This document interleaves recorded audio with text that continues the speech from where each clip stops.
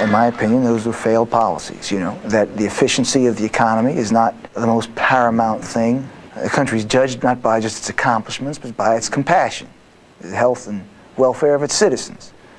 That's the core of its spirit. Income inequality. One of President Obama's biggest priorities for the second term, which is the issue of income inequality. Segment tonight, inequality in the USA. The wealth gap is getting worse. A new analysis shows the richest Americans, the top 1%, made nearly 20% of all the available income in America last year. That's the widest income gap since the Roaring '20s.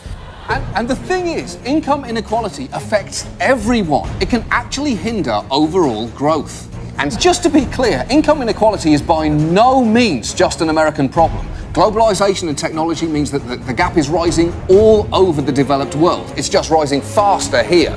In fact, in the United States, the income ratio between our richest and poorest 10% is now 16 to 1. Segment tonight, inequality in the USA. A new study released by the World Bank says that American income inequality is on the rise, but global income inequality is falling.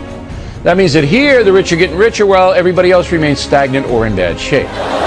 But what sets America apart is that in this time we have actively introduced policies disproportionately benefiting the wealthy, like cutting income tax and capital gains tax rates for the richest in half. Here is the actual distribution of wealth in America. The poorest Americans don't even register. They're down to pocket change. And the middle class is barely distinguishable from the poor. In fact, even the rich between the top 10 and 20 percentile are worse off. Only the top 10% are better off. And how much better off?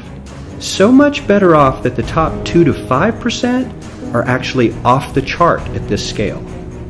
And the top 1%, this guy, well, his stack of money stretches 10 times higher than we can show.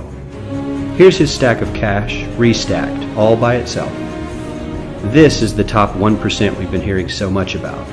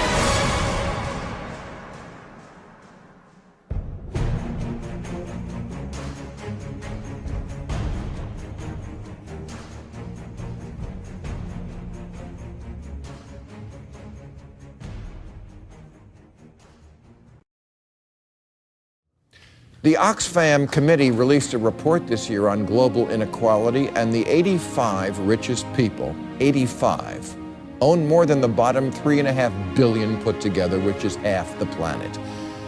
This is a real problem, and not just in the last 30 years. Even though worker productivity went up 90%, income only went up 8%. If I was working twice as hard and someone else was reaping almost all the reward, I'd hate them.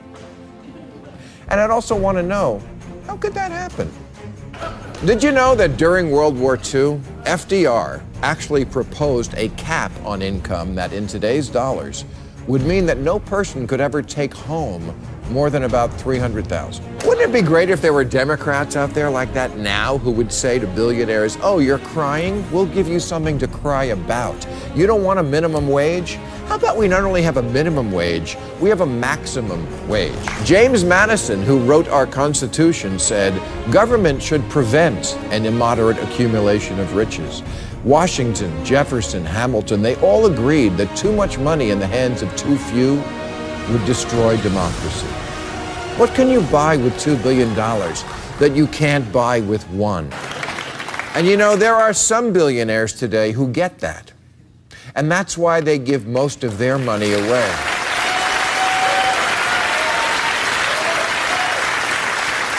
As Warren Buffett once said, I should write a book on how to get by on 500 million, because apparently there's a lot of people who don't know how to do it.